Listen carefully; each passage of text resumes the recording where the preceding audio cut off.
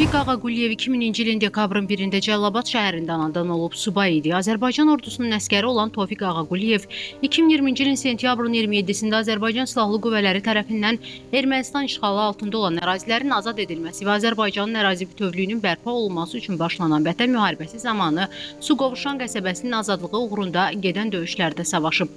Tofiq Ağaquliyev oktyabrın 28-də Suqovuşan döyüşləri zamanı şəhid olub. Cəlilabad şəhərində dəfn olunub. Azərbaycanın ərazi bütövlüyünün təmin edilməsi uğrunda döyüş əməliyyatlarına qatılan və hərbi hissə qarşısında qoyulmuş tapşırıqların icrası zamanı vəzifə borcunu şərəflə yerinə yetirdiyi üçün Azərbaycan Prezidenti İlham Əliyevin sərəncamlarına əsasən Tofiq Ağaquliyev ölümündən sonra Vətən uğrunda Laçının azad olunmasına görə və Suqovuşanın azad olunmasına görə medalları ilə təltif edilib.